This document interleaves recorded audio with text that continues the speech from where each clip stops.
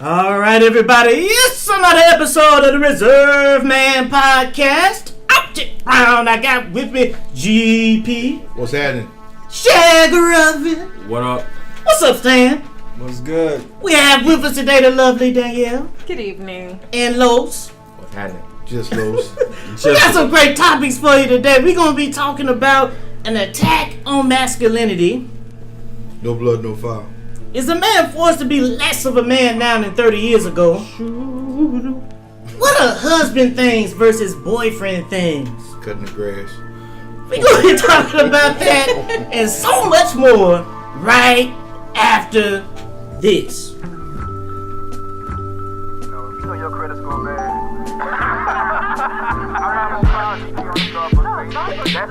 That's solid quality time. Right. Why is Steve Harvey still writing books? Wait a minute. So if I want you, I ain't saying you to Waffle House at 4 a.m. Cause you bullshit. Hey, look, I care about you. We going to Waffle House. And I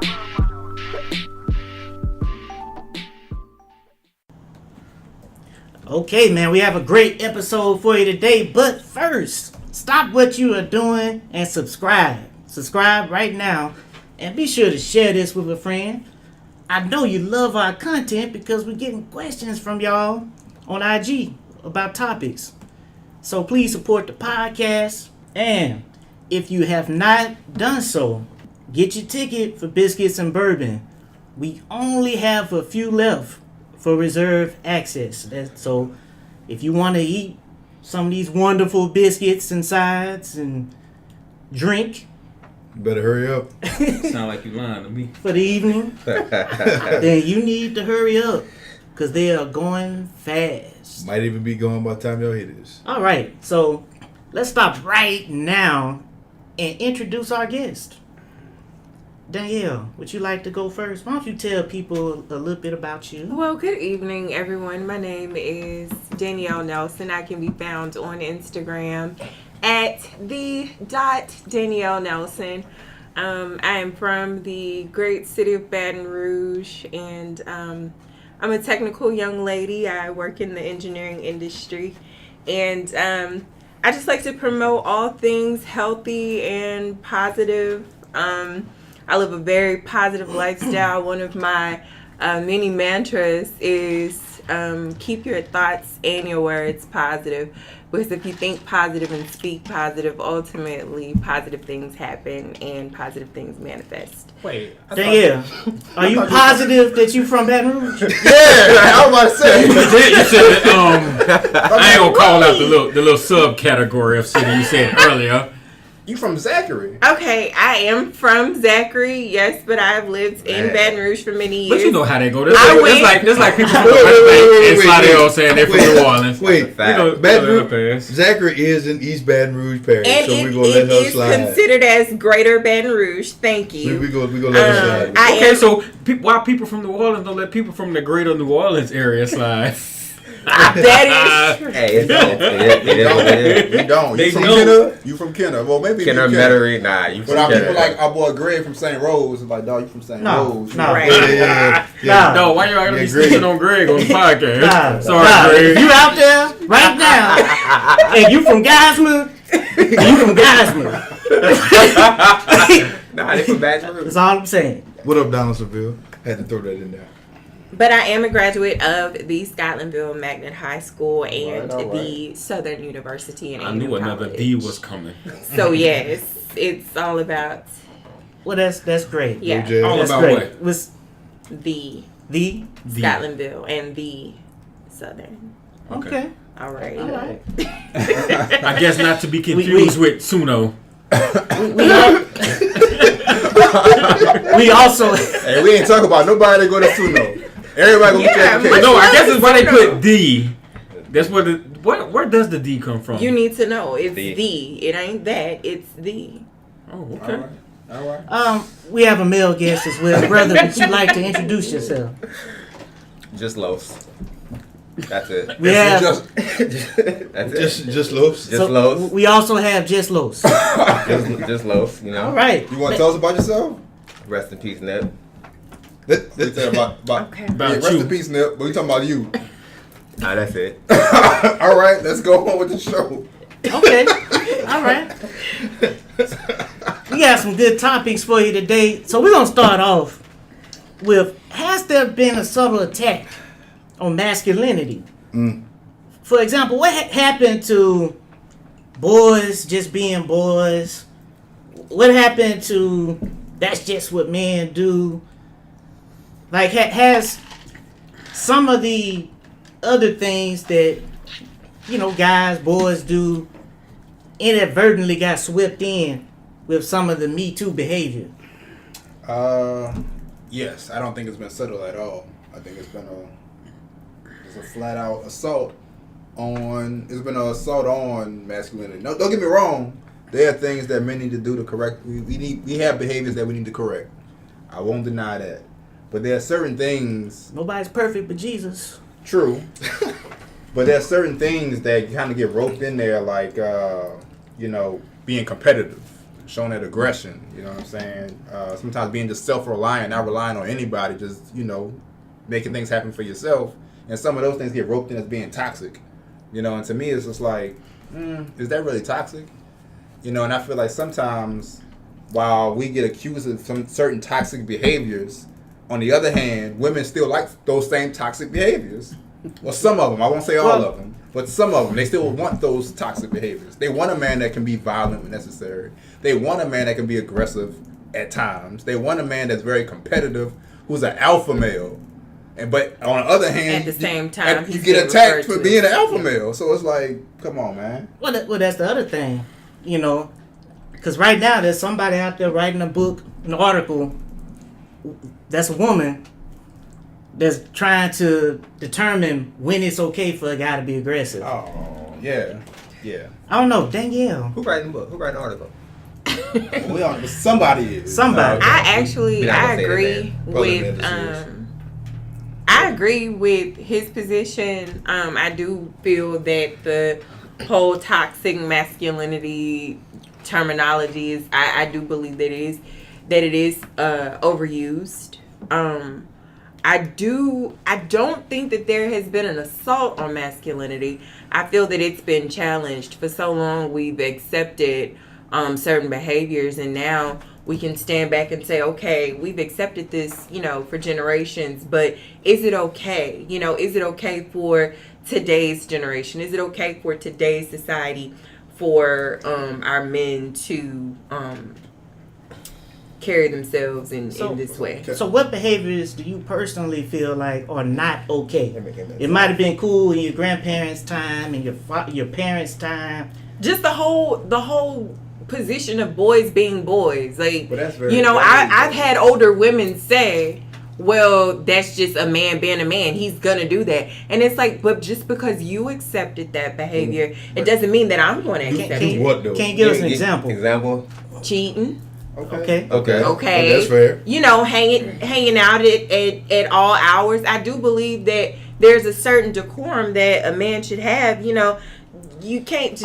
Are you talking about a married man, or a man in a relationship, or just men in general? What's wrong with hanging out? Well, That's a good question. but I guess you could put it as a man that cheats or a man that's very promiscuous if he's single and. Well, no, she said, you know, hanging out all what's hours. wrong with hanging out? I was about to get into that one because you said a certain decorum a man should have. So hanging out at all hours of the night mean you're not a man, or No, Yeah, and that's it's frowned upon? But Because at the same time, when we say women should wear certain things and act a certain way to be a lady, then That's we a get problem. dove on. But you saying that a man shouldn't be hanging out at all kind of hours? I'm just trying to put, get Yeah. some context as to what she's referring to. because I've been out at all hours before, so I don't think that there's an issue. But I feel like if there's somebody that you're coming home to, then a nice check-in would be nice. Hey, I'm out with the guys. I may come in at midnight. I may come in at 4. Right. But just that heads up is important. I mean, because if you don't let me know anything and you just out gallivanting, I don't know. I don't know what you're doing. Like, are you safe? Are you okay? Right. Are you being faithful? You know. Well, See, hold on. wait a minute. Go ahead. So, I'm gonna assume that if you are with a man, now the safety, that's a valid concern. Yeah. I give you that. But I'm gonna assume that if you're with a man, you trust him. Yeah. Mm-hmm. So I'm not understanding why that's even a concern. Well, See, hold on. Let me think. Because, like, how she said, safety, yes. You want to check in. You want to make sure the spouse, your person you with, you worried about, make sure they're safe. They're okay. This crazy world we live in. But, like you said, is he being faithful? Like, if you trust that person, so you trust your guy. Mm-hmm. Like, I feel like y'all want us to check in just to kind of like be nosy and to keep up with us. It's not really check in to. So you sure don't you think it's a safety issue? Nah, it's not a safety issue, Okay. or they worried. They worried about it. Nah, I feel like for the most part. Now sometimes, yes. You want to check in on FaceTime? They want to check in. No, that's excessive. Let me see the room. I just said for the most part. That's just how I feel. As the married dude on the podcast, I don't think that's totally accurate, bro. Like, I honestly believe that if your woman really cares about you, and every time you are out. I mean, yeah, if she, you know, I said safety is a valid yeah, concern. if she's really concerned, like she hits you up, like where you at, what you doing, you know, it's not necessarily because she might think you might be cheating. Don't get me wrong, a part of it might be like she might want to see, all right, what is he doing? Why is he still out? But a part of it is safety, like that's a part of it though. Even if it might be the most of it, it doesn't matter. Like she hit you on one time, that's cool. What if she constantly hit you up throughout the night? Then that's why you not answering? Yeah. No, I never said you didn't respond. I'm saying you responded. But why So do you keep let's asking? If you responded, she can't hit you up in 30-minute increments. I'm not talking about that. Like, all right, say like we out. Say like we out in New Orleans, right? But that's a difference, Los. If you communicate with your girl that hey, I'm gonna be out with the fellas, might not get into about 2 or 3. Cool, and she's still hitting you up every 30 minutes. Okay, that's a problem. Yeah. Right. But if you don't communicate with her at all, and then you just stay out to 2 or 3 o'clock in the morning, I agree. and that's something that you typically do, and then you just out and about, and you haven't communicated that at all. That's the issue. I agree, but that's not what I'm arguing. So I agree with you. Okay, but what are you arguing? I was just saying if you do respond, like if you do, so it's about you out with your guys. You've been with them since like 10 p.m. Right. It's now 12:30. She hit you to be like, how are you doing? What are you doing? Where you at? What y'all doing? You let her know. And then she hit you again, like around 2. But I think Sound like you speaking on some real life. No, I had it happen. Nah. But I also you don't see my phone. I mean, good. But I also feel like you haven't been you probably didn't communicate fully about what you were going to do. So what if you don't know though? Let me shift it to kind of change the perspective. So if he does this on a regular basis, not just on a single occasion, but if he's out doing this on a regular basis, I don't think that's okay. If you're in a relationship and you out being single every night with your single friends, I totally then agree. I think there's an issue with that, and that's where it becomes problematic, in my opinion. I agree. I can agree to that. So I like to hang out with my friends. Let's characterize we what talking regular about late basis though, is. like super late. Because so I agree. I know a couple that's been married for years, and they each have one night a week that's reserved for hanging out. Mm-hmm. One person babysits one night, the other one babysits the other night, and so like, is that like what's a regular basis? That seems reasonable. A few times a week in the context of what you're talking about. Yeah. So personally, I'm single. I can hang out on Thursday nights, Friday nights, Saturday night, Sunday night. And I don't have anybody to report to. I don't have anybody to check in with. But if I'm in a relationship and I'm not out with my man at least one of those nights, then I mean, that's not because also you have people are different. Right. You have some people that they like to be out. They don't like being stuck in the house. Mm-hmm. And then you have some people that they love. There's nothing they'd rather do than get home, put on their comfortable clothes, and lay around the couch and watch TV. Well, there's a couple things I want to say in regards to that. Yeah, like for instance, I'm a person that likes to be out and about, and I'm a extroverted person. I like to just be around people. But when you're in a relationship, you got to adjust that. Like, even though that's who you are, you still make time for it, but you gotta like you just can't operate as if everything is. Well, I agree with that. Right. I guess what we're trying to determine is to what degree. But it depends on that couple. You got to find your balance. You got to find your happy medium. If it's one day a week that you can go out, cool. If it's one day every 2 weeks, all right, cool. If it's once a month, nah. No, for instance, we record regularly. You know, we all have careers, jobs. Right. So, I mean, generally, we don't start to about 8. Yeah. You know, and we could be in here to 11 and 12 o'clock. Right. You know, we're not out partying or doing anything. It's, some nights our person's not going to trip because they know we accomplishing something and we know this is business related. Sometimes we get together and we just play spades or something like that. Right. They don't always understand. And we could be doing that and having a few drinks. That could go easily to 1, 2 in the morning. That's true. They'll say they don't always understand, but if they don't understand, it's because you haven't set the precedent of this is what we're going to be doing for us. Also, if they don't understand, then they may need to check themselves and say, "Hey, okay, am I tripping? If I have an issue with this, is there something that I need to check on my end?"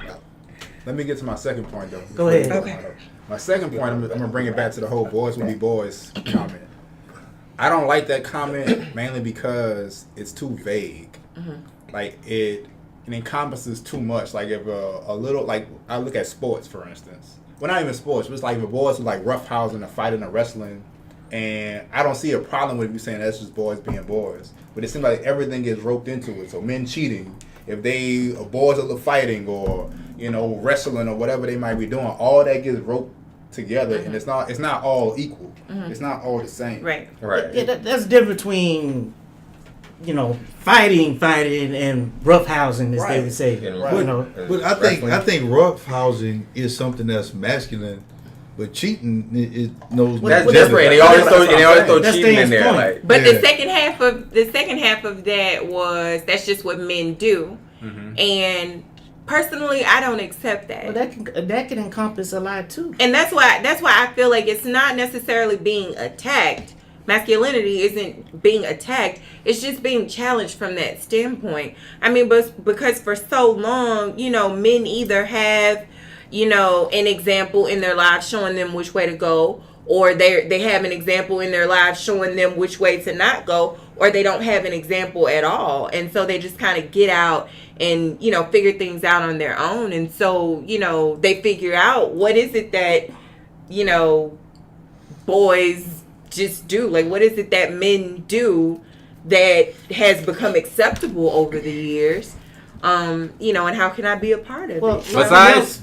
Something else that Stan did mention earlier that's getting lost when we have these types of discussions is you can't generalize on this. Every two people are different. Mm-hmm. So what's good for one person's relationship is not good for the next. Mm-hmm. Like one person, they might have a situation where the guy go out 2 times a week, he hangs out, and his woman may not care because she likes having the house to herself 2 times a week.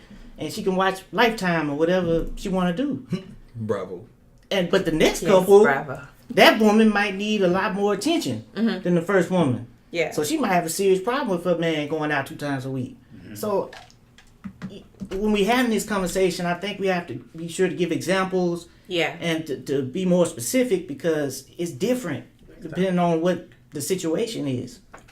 And I got one question for you. Yes, sir. Do you think that society is becoming soft? Do you think men in general are becoming soft? What, man? Everything from basketball, the refs, football. She agreed, I mean, everything is soft and everything is sensitive. Everything is politically correct. I'm totally in, agreement with you. And you don't think the subtle attack on masculinity has any correlation to that?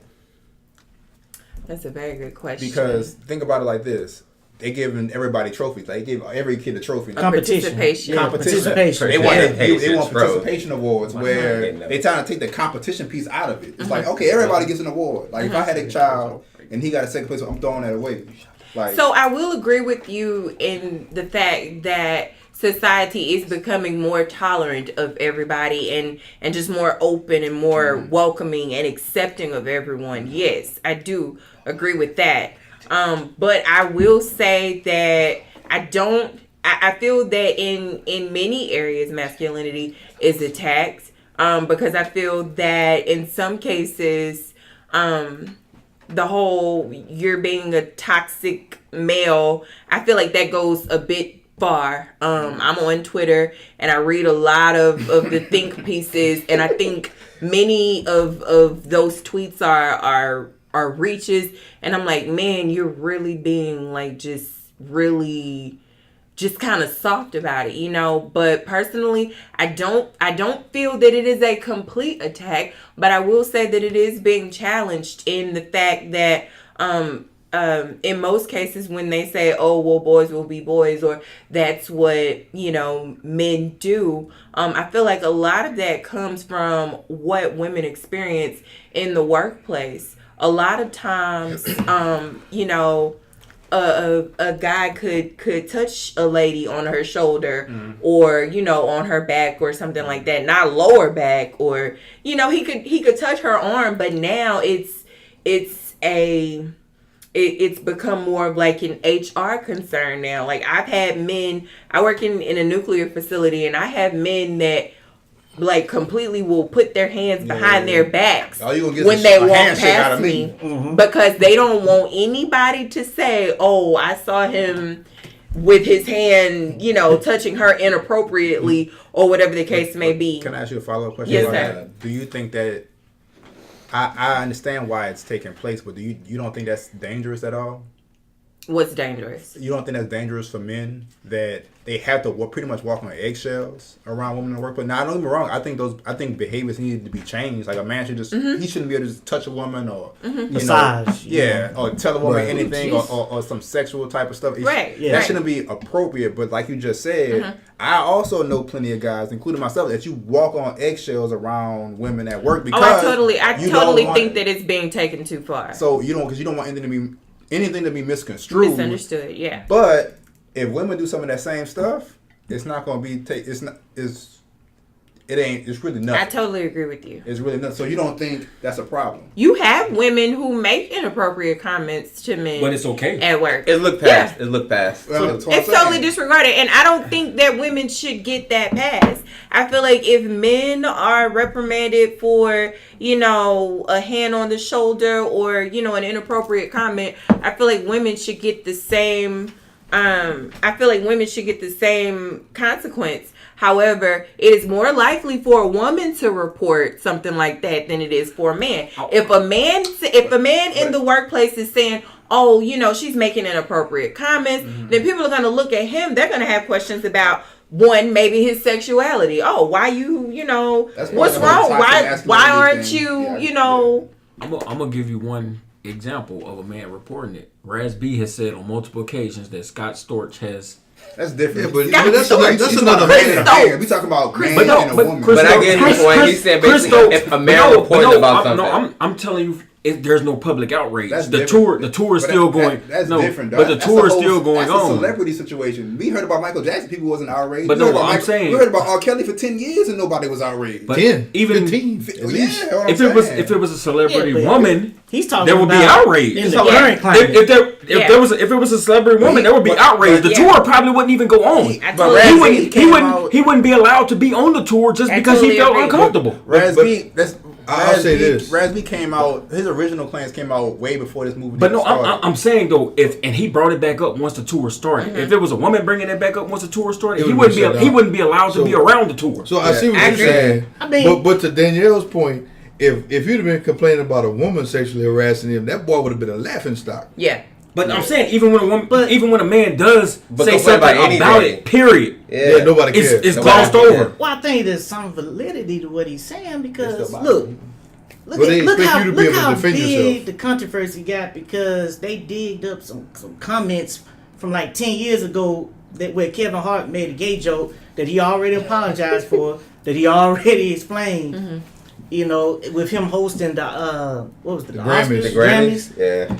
The Oscars. So it was the Oscars. It was the Oscars. This guy dug back up with this man was sexually abused, and nobody cared. It's still a fact though. He like in the report he ran and like he said it again this time. He said it again at this time, and he said he don't want to be around him, and he's still allowed on the tour. Well, and nobody's taking it seriously. Say this: there are left off stage a few times. If you look at teachers, for instance, yes, there are a lot of female teachers that get arrested when they mess with the students. Then you see males. A lot of women end up in jail. I don't know about that. Nah. Dudes be going to jail. Nah. Teachers, dudes be going to jail. Dudes get fired, go to jail. They'll never work again. But a lot of women mess with their students. Women get much lighter sentences than men. Like the teachers from Destrehan. Well, one of them was the judge's daughter. I think they got probation. I want to say. They be wilding like that out here. Oh, yeah, but those guys aren't laughing stock. But that's always been going on. That was going on when I was in high school. Yeah, that's always. It's just there was no social media. It wasn't being reported. But yeah. So would you agree that men are forced to be less of a man than what they were, say, 30 years ago? I won't say forced. I mean, like I said earlier, I feel like now we're in an age where it's being challenged. We're asking you to step up. Not you. I'm just saying, you know. What do you mean what's being challenged exactly? What do you mean? Like the only example you gave earlier was cheating.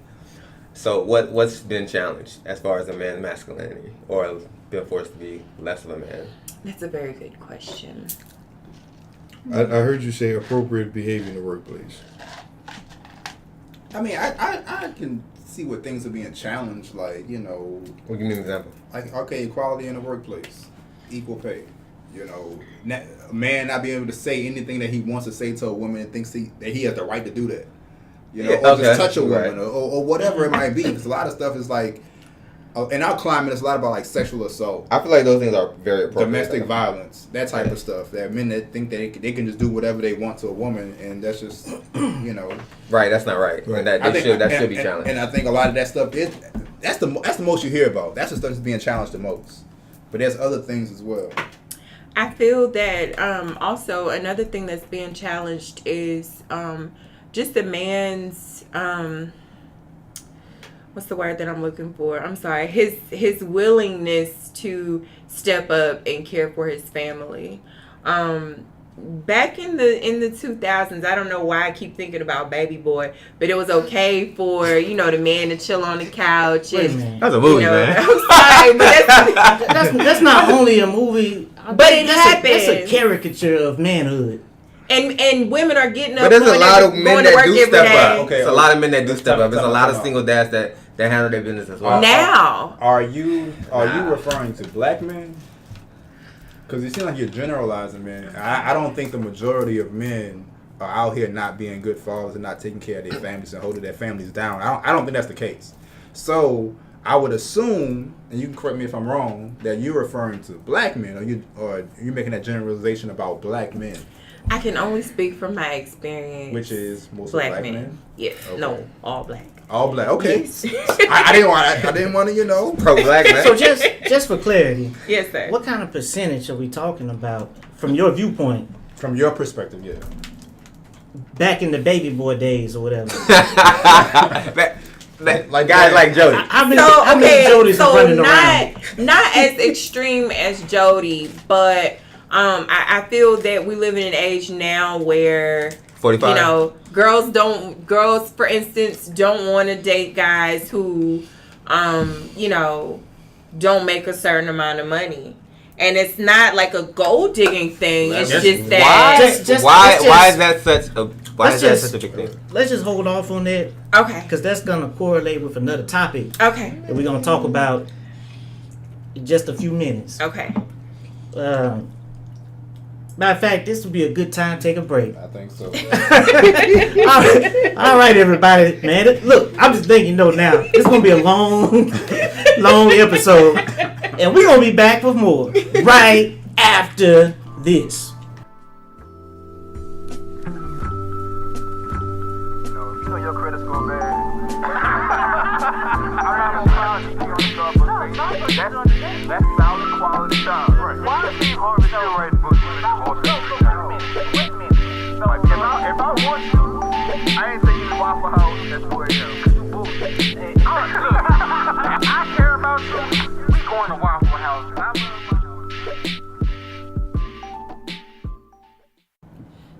my Okay, we back, and we having a wonderful, And we back. lively discussion, and we have a great topic coming up. What are husband things? What are boyfriend things? Like, women always say you shouldn't do wife things when you're only a girlfriend. Say some women because you just generalized everybody. Right, you can't I'm put sorry. everybody in that boat. And I hate generalizations the most. So some women say that you shouldn't do wife things when you're just a girlfriend. So what are things that you shouldn't do when you're just a boyfriend? Looking at the lady on the panel today. oh, we looking at her? Okay, go ahead. I'm going to say this, and many women will disagree with this, but I tend to be offbeat along these paths. I think that paying bills is something that should be only in the confines of a covenant agreement. Oh, okay. Hey, bravo. Amen. I thought you was about to say only a man should do. Everybody leaves in.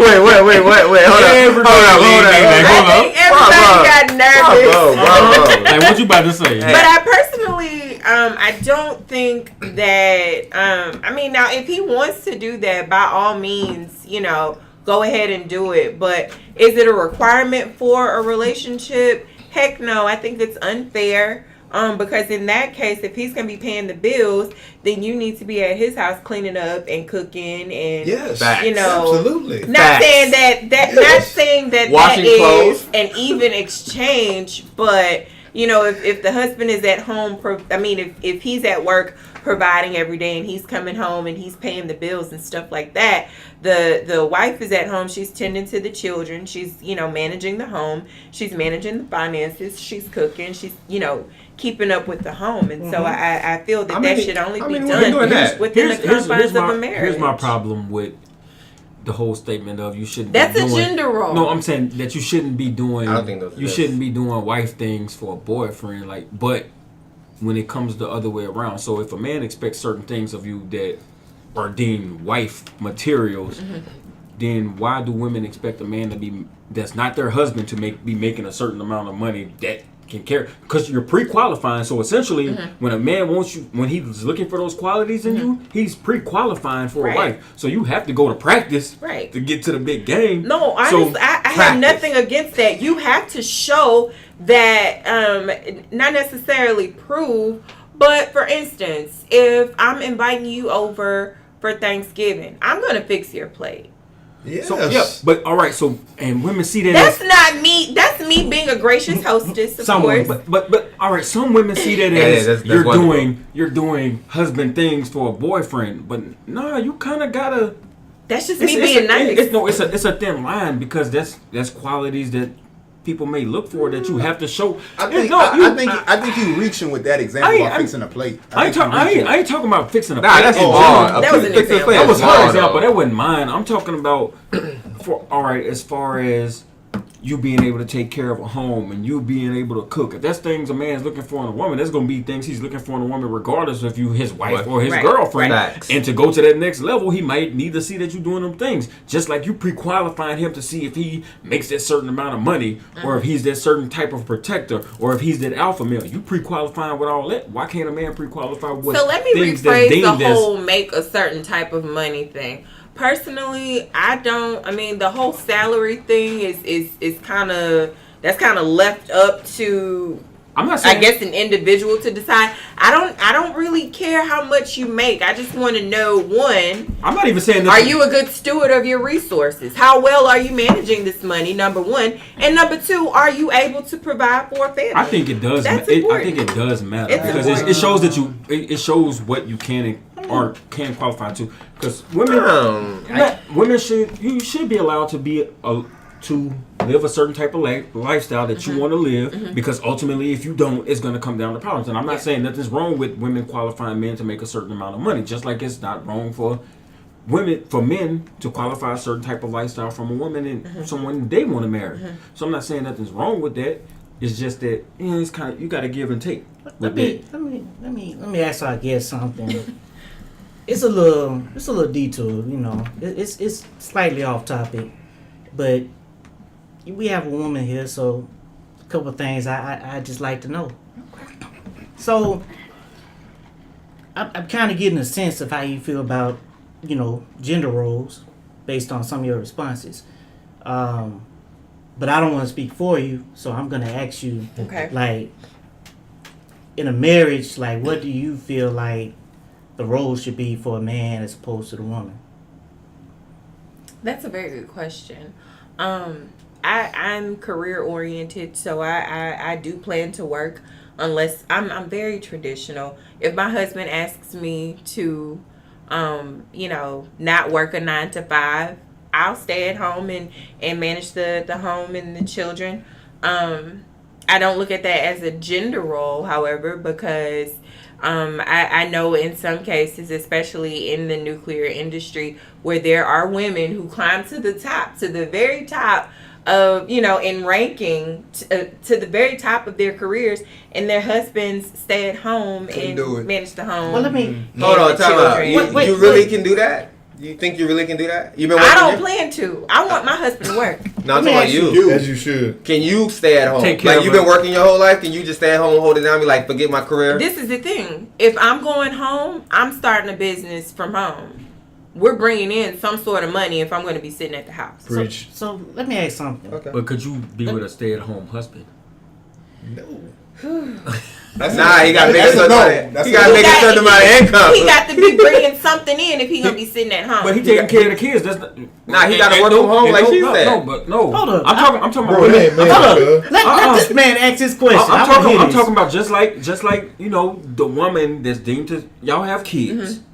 Just like if a woman stay home and take care of kids, that's her job, and that adds value to the marriage. So if a man stays home and take care of the kids, he still got to be doing something on the side to bring in money because.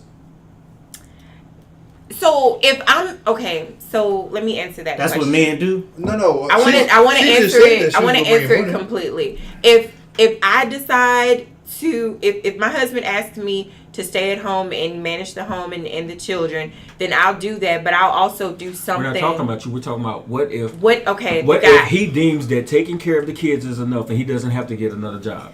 Ooh, Well, see, I don't think anything's wrong with what she said. Like, if she expects of the man, if he's staying at home, he still need to work because she's gonna do the same thing. Yeah, so it's I when don't she get money see at home. I don't see no issue with that. I'm not saying. So there's no double. I'm not saying there's an So issue with you're it. saying, what if he's staying at home and only managing the home and, you know, Exactly. looking after the children?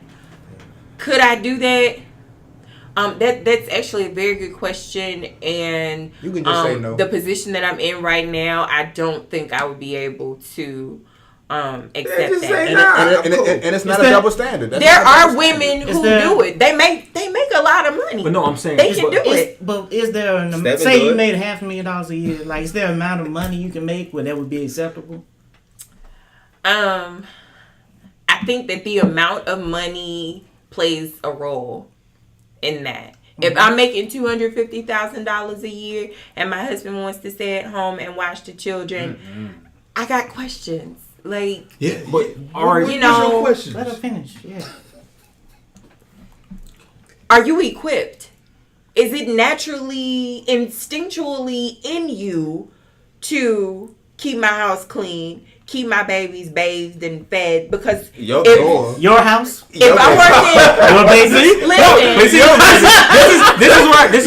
listen, this is where I wanted to get. You expect those things because you are paying the bills. Like if a man had a stay-at-home Right, wife right. and he expected these things because there would be a problem. There's this toxic but masculinity. that should be in you. Wait. It should be. It should be If in my every man, husband- but if it's my not. husband is working all day and I'm at home, he deserves, because he is the sole breadwinner of because he's I got one. because he's the sole breadwinner. follow-up to this. He deserves to come home every Mine day is to a clean attached to house, this as well. to food, and well I've been behaved waiting children. a long time. Thank you. That's what I wanted to get. Like to. that's what he. I mean, This is a woman saying he that's deserves the this. least I can do. Let- But everybody's not gonna agree with that because I'm traditional.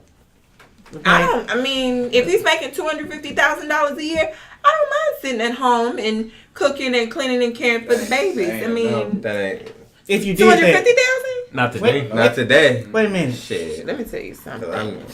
Wait, That's let me I'm ask you this.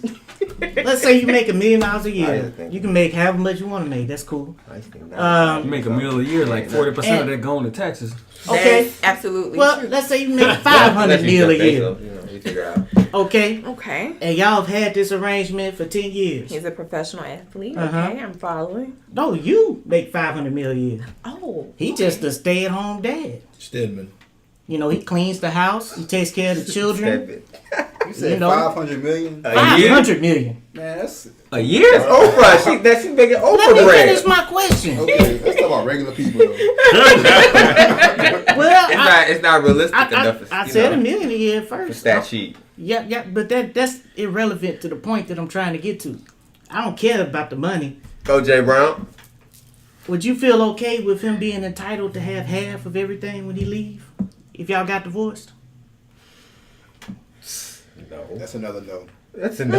Yeah, that's When she don't answer immediately, That's a hell no. No, you say not. Be like, No, she did an extra huff and puff. It depends on the grounds in which this thing is ending. If he's unfaithful, he's not getting anything. What if you cheated? He should get half.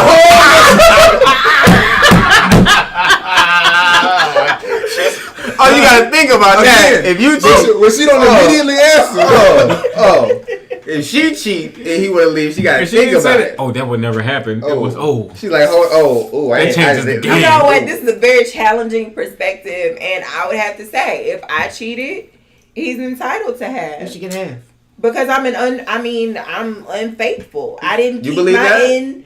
I didn't keep my end of the covenant. When you met him, you was making all this money. Like he just come into the picture, and you already balling. Like he deserve half. She gonna have a prenup. I mean, you got to look at it from the other side. If I'm She would coming, definitely have a She would have a prenup. prenup. right, but if he's making that kind of money, and I come into the thing, with just a college degree and a car, then I mean, if he's unfaithful, So you say Then half is a punishment?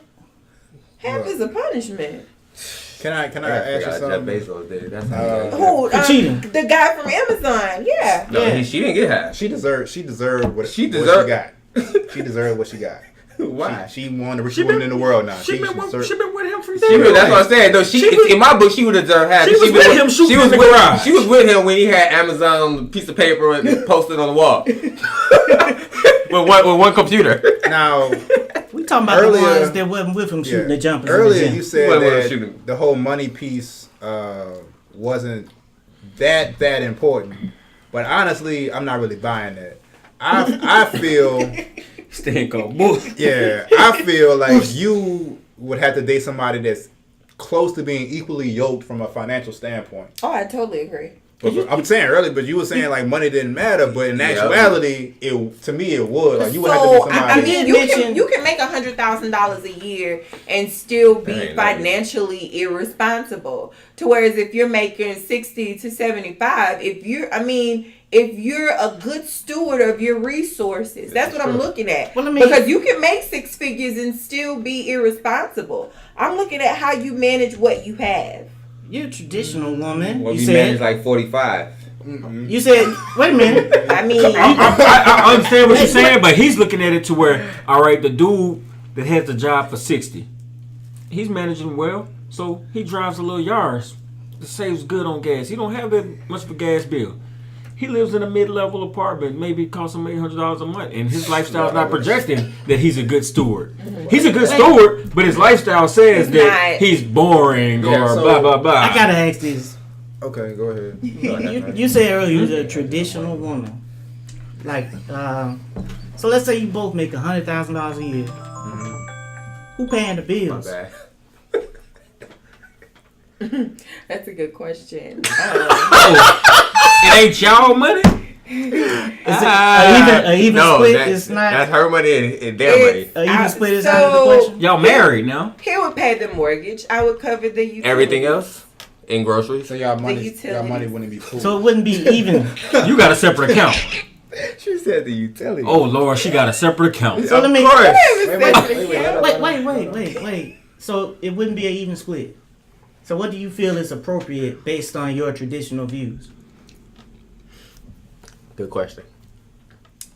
So I will use my personal experience for an example. I grew up in a very traditional household. My dad paid the mortgage and my mom paid for everything else.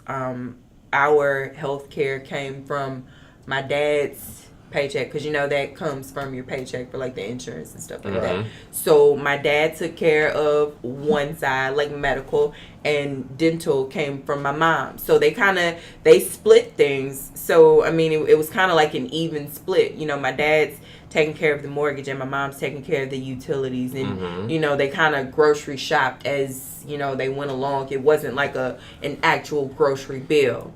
When it was time to go on vacation, my dad would take care of hotels and stuff like that, and my mom would take care of other expenses like theme park admission and food and things of that nature. So it was pretty even. But my dad tended to take on the big stuff, and my mom would take on like miscellaneous things. Is it just because? Is that just how you saw it, or did you know if there's separate accounts, or if there was a joint pooled account? Is it just okay, Mom? I'm pulling out my card on this account we share together to take care of this time. There was a joint account, and then they had their own separate accounts. To I guess so, like if my dad drove a truck, he would pay his truck note from his separate account. Car insurance was under one. They had a joint insurance policy, so they're both paying for that. But I mean, it was just they had their system and it worked. So that's fine, but I don't know what that means. Like when you say utilities, what are we talking about actually? Gas, cable, electricity, water. I was about to say, I thought that was pretty clear. Right, everything. Everything under the household. Yeah, but there's things now outside of that, like cell phone, like car notes, car insurance. Like, what's your views on that? Because that didn't fall under that example. I thought maybe she was throwing it under utilities because she said even. Thank you for bringing that up. Yeah. My dad paid my mom's car note. He paid, his car note. My mom would pay insurance. I mean, she paid the complete insurance for everybody. Yeah, so this was like auto and home from their joint account. What's the additional money from hers? What additional money? Let's say when you total all that up, your dad paid 60%, she paid 40%. Like, the money that's left over, does that go into the joint account? Or do they just put enough in the joint account to pay the bills? Now, see, you asked me questions. She wasn't entitled to that information. But ultimately, she wasn't privy to that. Ultimately, I'm trying to figure out what's ideal for you. And you just drawing upon what you saw growing up. But I think she gave what was ideal to her. I mean, it seems like a similar situation to what our parents had. That's what it seems like based on what she said. And my dad actually made, I think he made 2 times what my mom made. So that'd be appropriate. So that's super appropriate. Yeah. In that situation. But you was talking about equal, like they both bringing in the same In amount. that case, then we can talk about numbers. Personally, I do not like salary talk. Please do not tell me what you make. I do not care. But ultimately, no. But once we get into those details, in a marriage, I need to know what you bring. Honestly, I was when asking. Time come around, you gonna know anyway. But all I was asking is, if y'all both made the same amount of money, is it an even split or is it not? That's all I was asking. Probably should be even split though. Prayerfully, I plan to marry the man who won't mind covering most of the bills because he know I got him if he need anything. So where does your extra money go? For a rainy day. Does it go into a community pot? Mad account. It go into her rainy day. Her rainy day.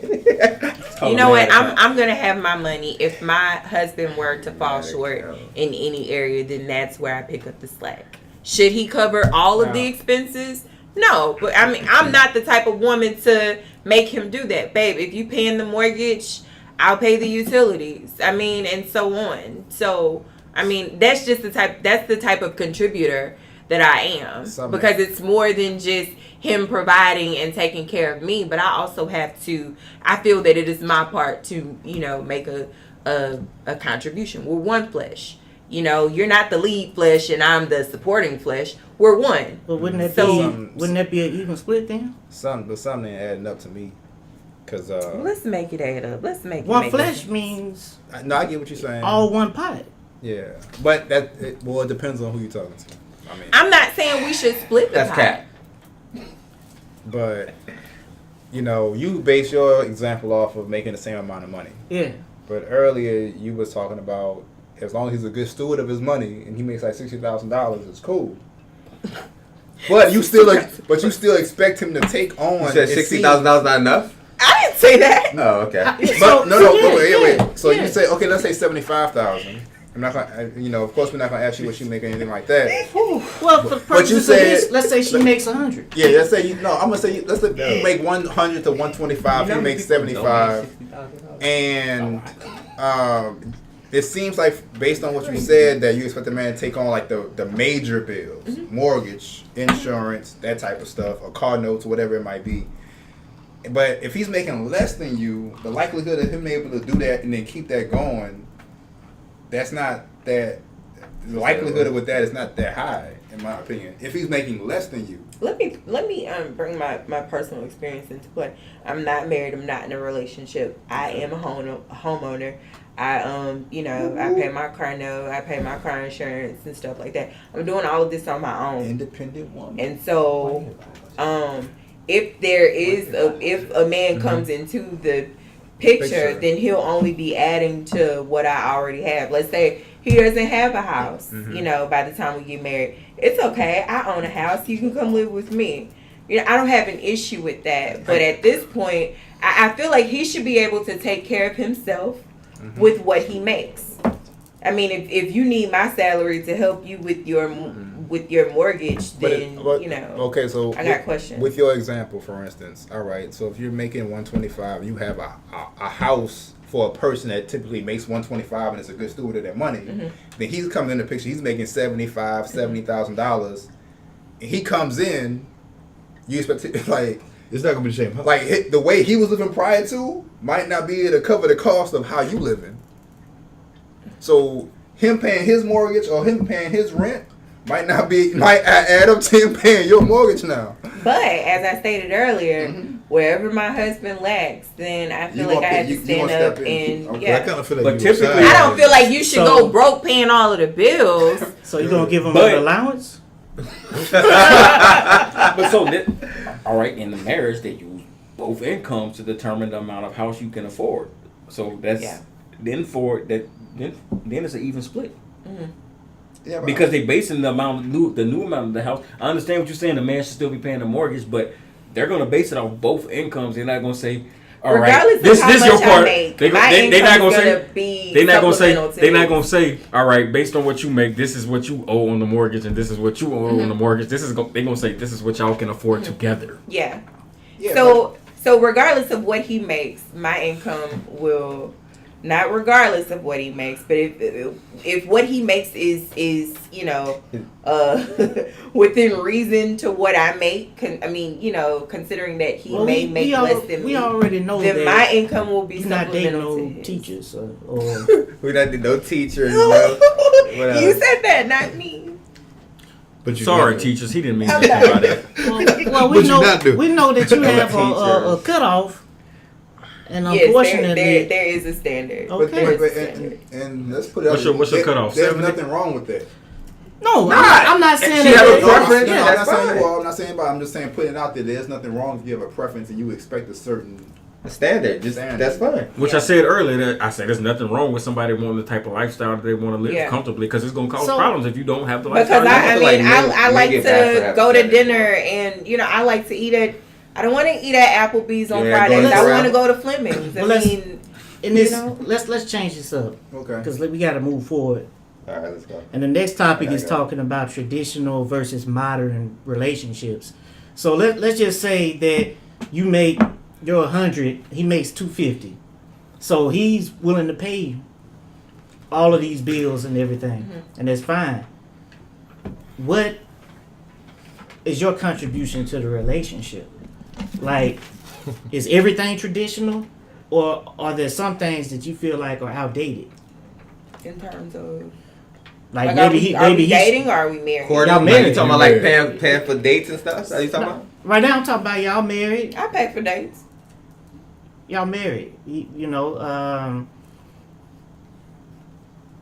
like what's the deal with as far as like the domestic work? What's everybody doing everything? Oh, you talking about chores? Is he mowing the yard and you doing all the in-house stuff? Like what's going on? That's a good question, and I've actually never considered, just everyday like domestic roles around the house. I feel like if he's out, doing yard work. I mean, I guess it just depends on what needs to be done at the time. Is like, everybody changing are you diapers? Are you good at cleaning up? Wait a minute. Yes, everybody is changing diapers. We are all changing diapers. We are all waking up at 2 a.m. to fix bottles. Like, nobody is exempt from that. Why you just can't take turns? If y'all both working. Well, y'all not taking turns paying the mortgage. It's your month. No. It just depends. Like, if he sucks at cleaning up the house, but he's really good at landscaping, or vice versa. If I'm really good at landscaping and I'm not all that great at keeping up the inside of the house, then I mean that's just to be determined based on our individual abilities. You ain't about to landscape, Willis. You gonna call somebody? Willis, you're absolutely right. I have a yard man as we speak. Look. So I mean. No, I'm just curious because you said that you were, you thought traditionally.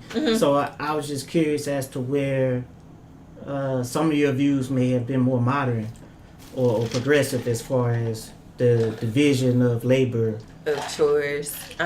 No, I mean if you want to wash the dishes, wash the dishes. I mean I don't want to wash the dishes. You don't want to wash the dishes, then I'll wash the dishes. But go clean up the bathroom or you live go alone. start You the gotta wash the laundry or dishes. something. Nah, he put him in That the don't mean dishwasher. I want to. He put him in the dishwasher. She's So traditional, but she's also very modern. So as you're well. traditional with money, but modern with the division of labor, chores. Yeah, like I mean, I feel like it's our house. We both use these, dishes, and we both use these rooms, and so I think we should both do our equal parts. And I got a question. Yes, sir. Is it y'all house if you pay the mortgage? Yes, because if I'm cleaning it up and the baby's living there, we're one flesh. But this see, is our but house. you said your house when it was your house when you were paying the mortgage. You know what? You're absolutely right. And also, you said that both of y'all are taking care of the baby, and both of y'all are cleaning up. Because we both made that baby and we both made that mess. So Well, y'all both accumulated that mortgage. But if he's paying the mortgage and I'm paying the utilities, I mean, That's not the same. that ain't even close. So Depending on what the size of the house. You met the man of your dreams. He's making well into the six figures. He got a good career. He's on the up and up. Has his own house. Has everything that you want in a man.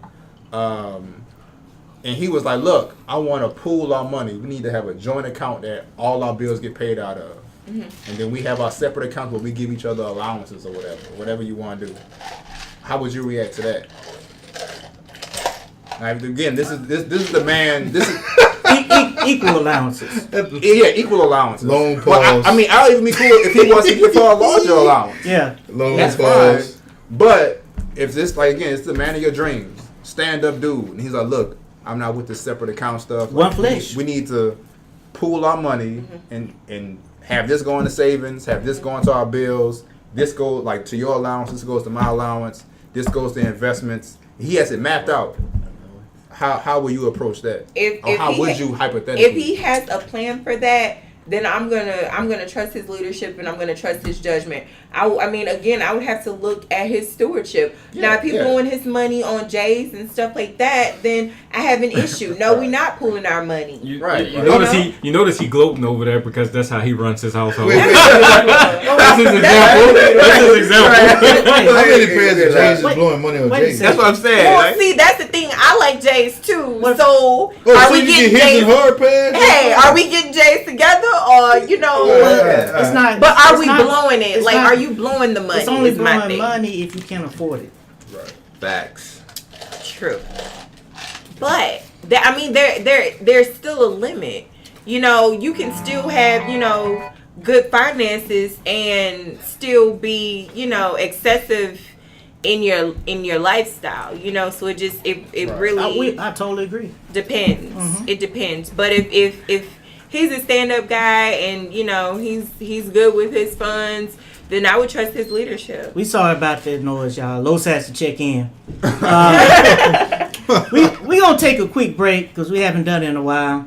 It's been quite a spirited discussion, but we'll be back with more right after this.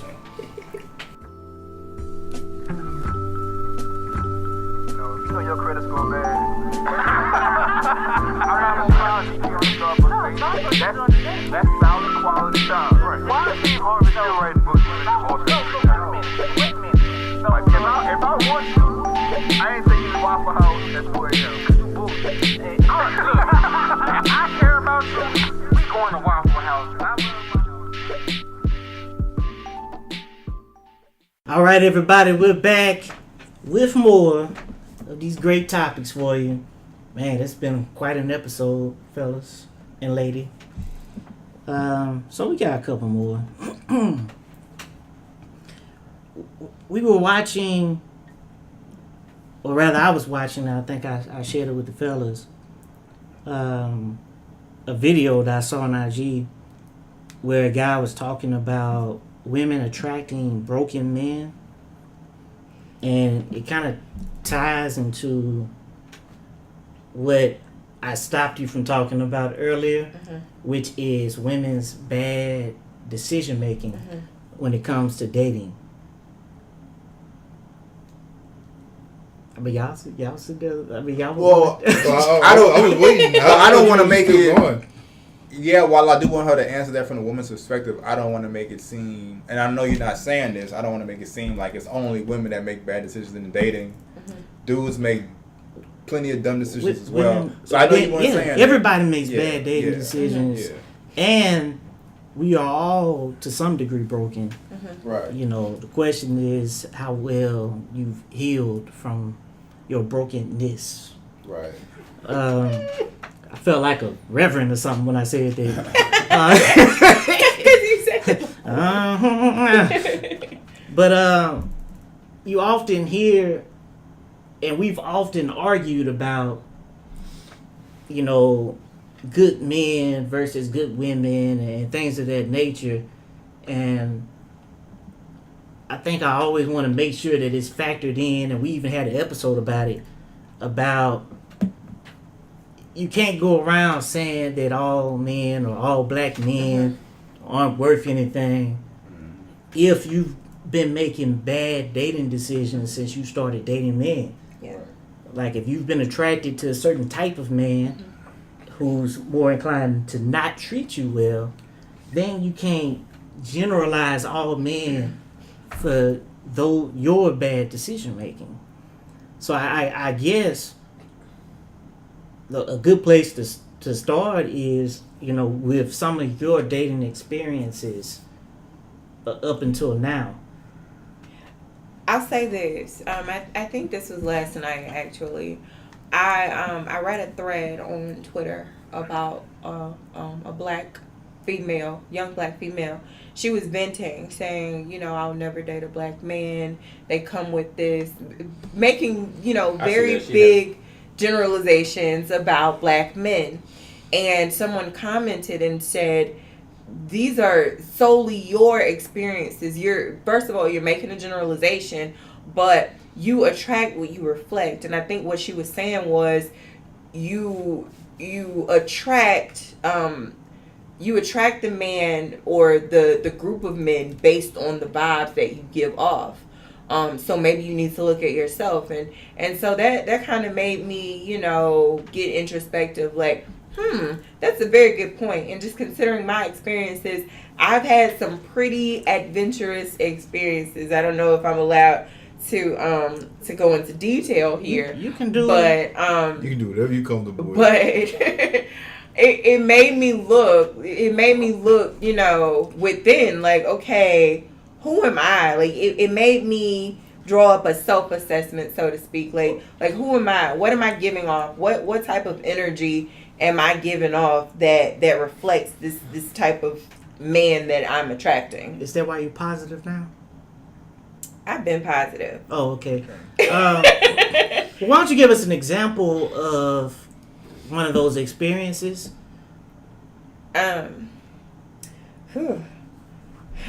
If you're comfortable with it. If you're comfortable with it. Okay, so for instance, I dated a young man, and we were never in a relationship. It was just, talking, hanging out, and things of that nature.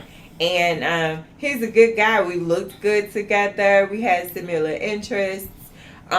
He made the same amount of money that I made at work. Oh, she really smiling on that one. So we were good. He was significantly younger than I am, 5 years age difference. And he just had this thing where he would just lie. And I'm like, what is it about me that attracts the type of guy that just... Was he the type of guy, like, I mean, did he lie to cover something up, or did he just lie all the time, just unnecessarily? Like just a habitual liar? Like when he didn't even need to lie, he's lied. I'd say it was all of the above. Well, I'll say this. He had an issue. I don't necessarily believe all the time that you attract what you are or what you reflect. Let her finish your story. I just... Okay. I mean, I agree with you. But I mean, that's pretty much the gist of it. It's just like you're lying about things that I already know the truth about. Like, I'm catching you in your lie and you still lying. Like what? Sir. If you feel comfortable discussing it. So, for instance, he was in an off-again, on-again relationship. And, he would always lie about being with her. And it's like, sir, like, I'm seeing pictures on Instagram. What do you mean y'all not together right now? Like, yeah. I'm seeing the stories and I'm seeing the posts, and you're literally gonna look me in my face and say we're not together. Sir, come on, really? You gotta wake up pretty early in the morning to get one over on me. And he was missing the alarm. So I mean, It was stuff like that, like real, like petty things. Like, sir, just be honest, because if I'm asking you about it, 9 times out of 10, I already know the truth. So just come out with it. I was doubting your country upbringing until you said that. What? How you say you grew up in a very country environment? Yeah. Like, you just solidified it for me. By saying? You got to get up pretty early in the morning, and he missed his alarm. Oh, that was. I could have said I was born at night, but not last night. I enjoyed that. That was good stuff. But yeah, that's just one of the many adventurous experiences that I've had. Please, GP, I know I cut you off earlier. I just wanted her to finish. Basically, what I was saying, I kind of was watching something, and I totally agree with it. It's not necessarily that people attract what they reflect. If you got good stuff going on in your life, you got positivity, you doing your thing, you got stuff to offer, you attract people from all kind of walks of life. Mm-hmm. You attract good people, you attract bad people, you attract liars, you attract people who tell the truth. It's just all about what you're willing to deal with. Yeah. Well, see, I think the issue is that's the case for anything. You're gonna attract all the people from all walks of life. Right. The issue is when you continually talk to the wrong person or the wrong type of people. What are you receptive to? Then that is an issue. I feel like that's the issue. And I'm not saying this about your case, but I think what a lot of people do, a lot of people may not feel confident in themselves, or they might not feel emotionally available, and they might select the situation that might not render the best results because they might not be confident in what they bring to the table, or they might I not. know that my issue is that I see the good in everyone.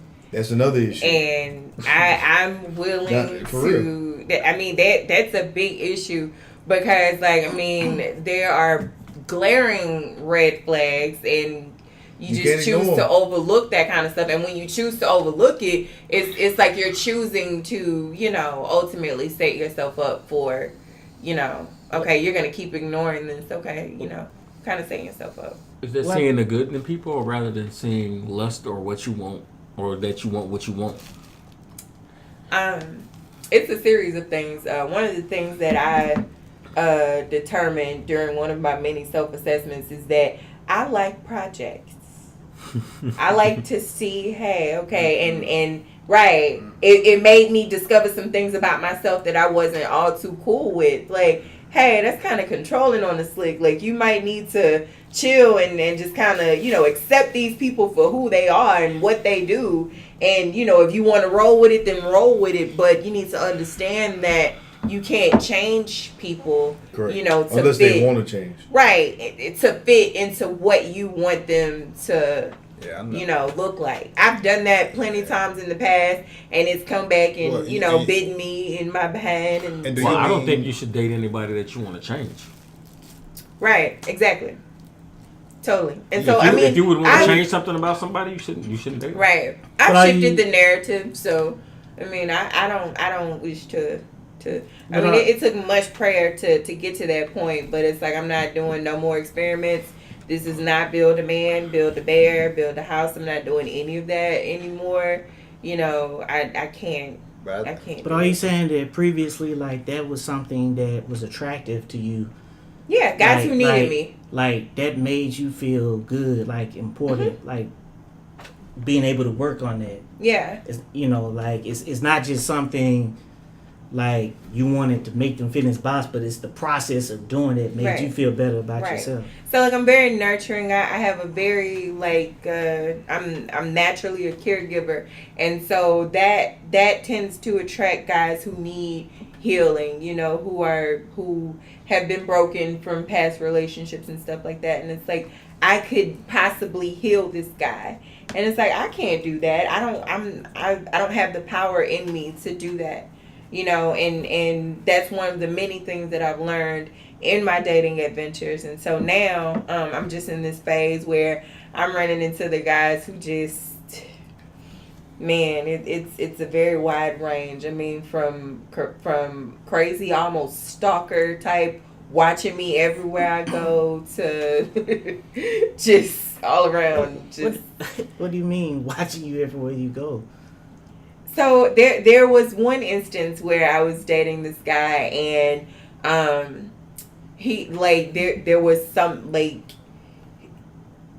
there's, like, he had, like, a surveillance, so he knew people that I worked with, and they're watching me every time I go out to, like, the day parties and stuff. He got spies and stuff in place to watch me, to make sure. And he's using all of this data. He's getting reports back from these people. He's using all of this data to kind of build his perception of me. Like, this is what you're showing me when we're together, but this is what so-and-so is saying about you and your behavior when you're out, and, you know, so on. It was really uncomfortable. I was gonna say, was he sending you, like, creepy texts like, oh, so you're pumping the 87, the Exxon, huh? Should have used the 93. No, but he would, like, so, like, if I'm at a day party on Saturday, he would, like, just randomly pop up. This isn't his scene. I'm sorry? There's day parties in Zachary? No, I'm coming to Baton Rouge to the day parties. Oh, okay. They got day parties in Baton I'm gonna say there's day parties in Baton Rouge. Biscuits and bourbon, May 19th. Yes, I will be there. But no, you know how they have, like, the little weekend situations. And so, you know, I would frequent those, and, you know, I was being watched. I had no idea, but now I do, and so that's why. Yeah, that's not creepy at all. You know, somebody got eyes on you. That's weird. You said that's not creepy? I'm being sarcastic. That's hella creepy. Sir, if you're gonna be a creep, make sure you buy enough tickets for your creep friends to attend Biscuits and Bourbon. Yeah, but it was really scary. Like, I'm like, why do you feel the need to watch me? Like, I mean, that's just one of my many adventures in dating. I mean, so I'm learning as I'm going, learning not to expect so much up front, to monitor patterns. Mm-hmm. So, I don't know. I keep a very positive outlook in terms of dating. So have you found yourself dating what you consistently have said that you don't want? I learned during the phase that I don't want them. So initially they're good guys. They have good jobs. They take care of themselves.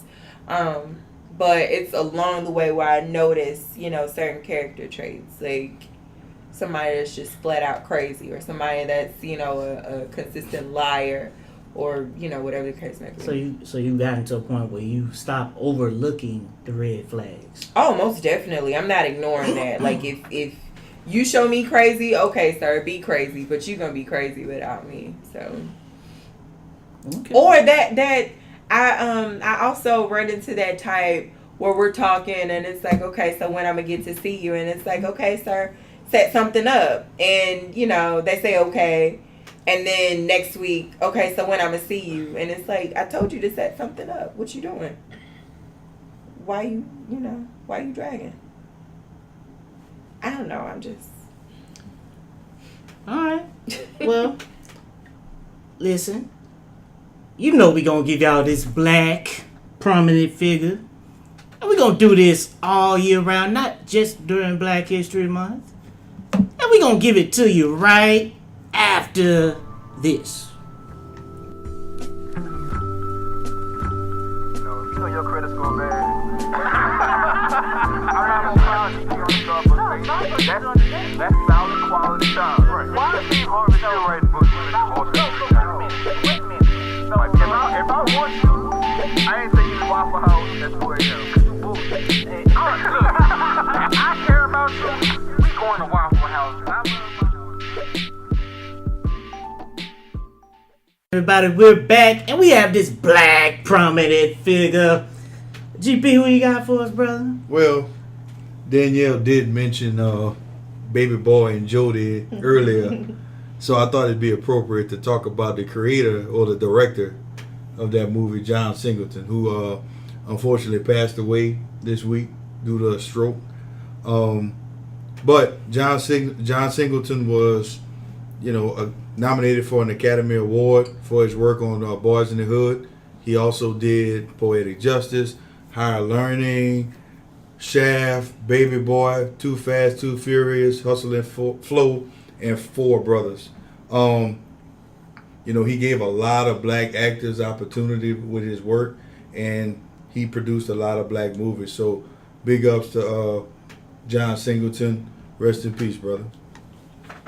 Yeah, I think that within those, a lot of people, for example, Boys in the Hood get caught up in the drama and everything surrounding the growing up in the hood part.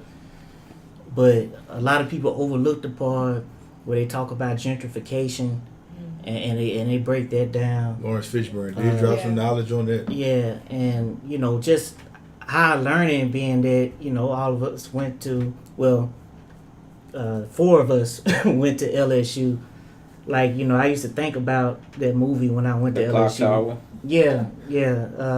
It's actually, it's because of school shootings that's why LSU was wired up with chicken wire. Like, you couldn't really go in the top of there. Yeah. Because of school shootings. Yeah. Because of stuff like Remy.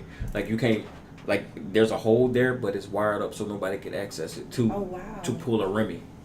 So, even though those movies may not have necessarily been blockbusters and made hundreds of millions all over the world, I know to most black people that I know, they were very influential movies.